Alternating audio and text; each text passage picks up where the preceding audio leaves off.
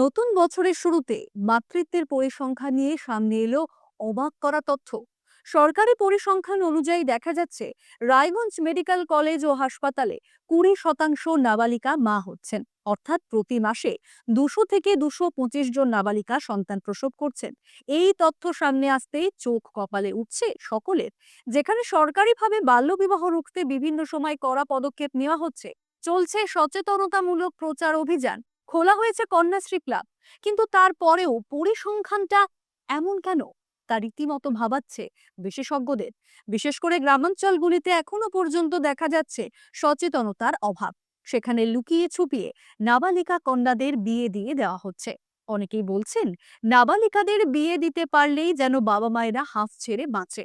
বহু জায়গায় নাবালিকা কন্যার বিয়ে রোকেছে প্রশাসন, কিন্তু তারপরেও মানুষের মধ্যে যে সচেতনতার অভাব রয়ে গিয়েছে তা এখানেই স্পষ্ট। রায়গঞ্জ মেডিকেল কলেজ ও হাসপাতালের চিকিৎসক বিদ্যুৎ ব্যানার্জি জানিয়েছেন, শুধুমাত্র রায়গঞ্জ মেডিকেল কলেজ ও হাসপাতালে প্রতি মাসে 200 থেকে 225 জন নাবালিকা মা হচ্ছেন। গত ডিসেম্বর মাসের 1 থেকে 25 তারিখ পর্যন্ত সংখ্যাটা 175-এ গিয়ে দাঁড়িয়েছে। নাবালিকা কন্যারা মা হলে তাদের শারীরিক সমস্যা হবে। একজন মহিলা সাবালিকা না হলে তার শরীর মাতৃত্বের জন্য প্রস্তুত হয় না। এতে মৃত্যুর হার বেড়ে যায়। প্রশাসন যদি কঠোর পদক্ষেপ নিত তাহলে হয়তো এমনটা হতো না। এখন রিসেন্টলি যেটা রয়েছে, প্রতি মাসে 200 থেকে 225 জন নাবালিকা মা হচ্ছে আমাদের শুধু এই রায়গঞ্জ মেডিকেল কলেজ হসপিটালে। এই মাসেই সংখ্যাটা 25 ডিসেম্বর পর্যন্ত, ডিসেম্বরে 1 থেকে 25 সংখ্যাটা 174 হয়ে গেছে। এই যে মা হচ্ছেন তাতে শারীরিক অসুবিধা হচ্ছে না? শারীরিক অসুবিধা প্রচণ্ড রকম হচ্ছে, কারণ নাবালিকা মা সে হচ্ছে যতক্ষণ না সাবালক হচ্ছে, সাবালিকা হচ্ছে, ততক্ষণ তার শরীরই সেভাবে হচ্ছে মাতৃত্বের জন্য তৈরি নয়। ফলে সেখানে অনেক বেশি কমপ্লিকেশন, মায়ের মৃত্যুর সম্ভাবনা বেড়ে যায়। এই যে মা হচ্ছেন এবং মৃত্যুর সম্ভাবনা প্রশাসনের পক্ষ থেকে তো একটা জিনিস দেখুন, আমরা এখানে হসপিটালে আমরা শুধু মেডিকেল পার্টটা দেখি, ডেলিভারির সময় এসে ভর্তি হয়, ডেলিভারি হয়। এবার প্রশাসন যদি দেখতো এটা, তাহলে নিশ্চয়ই এই সংখ্যায় আমরা নাবালিকা মা পেতাম না। রায়গঞ্জ হসপিটালেই এরকম অবস্থা? হ্যাঁ, পুরো জেলাতে সংখ্যাটা আরও অনেক বেশি হবে, কারণ অনেকগুলো জায়গাতে ডেলিভারি হয়। এবং যে আশা করি যে পরিসংখ্যান আমাদের এখানে আছে, সেটা অন্যান্য জায়গাতে এরকমই হবে।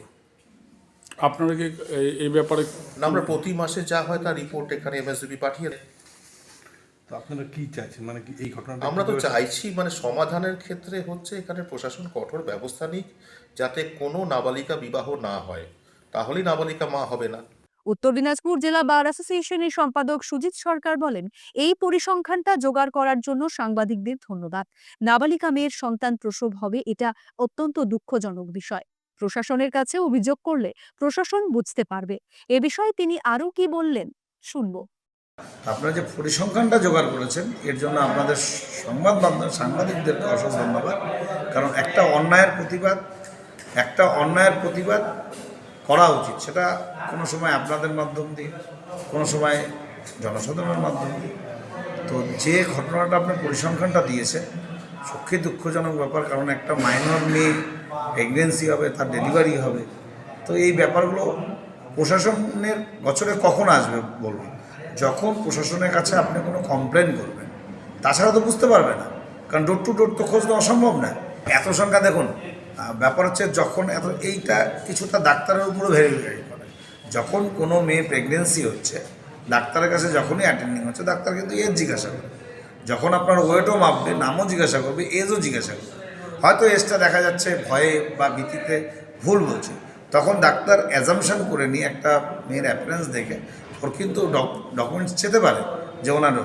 তো যখনই দেখছেন দিনের পর দিন একটা মাইনর মেয়েদের প্রেগনেন্সিটা, আপনি যে সংখ্যানটা বললেন, তাহলে প্রতিটা ডাক্তার যারা আছেন আর কি, যাদের কাছে জানেন কি, তারা যখনই 2, 4, 5, 10টা দেখবে মাইনর মেয়ে আসছে, যখনই তারাও কমপ্লেন করতে পারে যে মেয়েটা কেন প্রেগনেন্সি হলো, কী করে বিয়ে হলো, প্রশাসনকে জানতে যেতে পারে।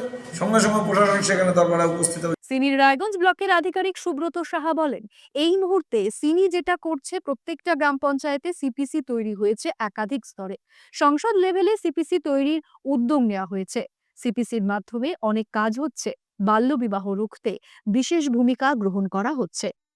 আমরা চেয়েছিলাম যে প্রত্যেকটা জিপিতে বা সংসদ লেভেলে যদি সিপিসি স্ট্রেনথেন করা যায়, তো সিপিসিতে 12 জনের একজন টিম রয়েছে, ওখানে কনভেনার হচ্ছে অঙ্গনারী দিদি এবং চেয়ারপারসন মেম্বার।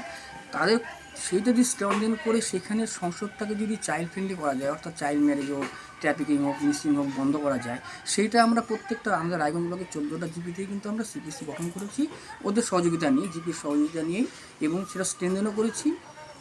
এই মুহূর্তে বেশ কিছু চাইল্ড ম্যারেজ কিন্তু আমি সিপিসির মাধ্যম দিয়ে প্রিভেনশনও করেছি। আমরা চাইছি যে সিপিসি যে স্ট্রেংথেন হয়, আপাতত মনে হয় জিপিগুলো এখন চাইল্ড ফ্রেন্ডলি তৈরি হবে। এছাড়া গ্রাম সভাও রিসেন্টলি হয়ে গেল, এবং তাতে এবার সরকার থেকে 60% মানে নারী ও শিশুর উপরে রেখেছে। আমরা সেভাবে সিমিট থেকে কিছু প্রপোজাল দিয়েছি যে কিছু চাইল্ড ম্যারেজের উপরে হোক বা চাইল্ড প্রোটেকশনের উপরে কিছু অ্যাওয়ারনেস প্রোগ্রাম রাখা। হ্যাঁ, আমরা মানে বেশ কিছু হয়েছি, কারণ সিপিসিটা হচ্ছে প্রত্যেক মাসে একটা সংসদ লেভেলে মিটিং হয়, এবং সেই সংসদে কোনো বাচ্চার বিয়ে হচ্ছে কি না, বা কোনো বাচ্চা হয়তো কোনো বাইরে ড্রপ আউট হিসেবে স্কুল ড্রপ আউট হচ্ছে কি না, বা বাইরে কাজ করতে যাচ্ছে কি না, সেটা যদি রিপোর্ট আকারে তুলে দিয়ে ওনারা যদি কনভার্ট করে জিপিএলে বা ব্লকে পাঠায়, তারপরে কিন্তু সেখান থেকে কিন্তু যাওয়া হচ্ছে। জিপিএল থেকে কিন্তু আমরা অনেকগুলো বিয়ে প্রিভেনশন করেছি।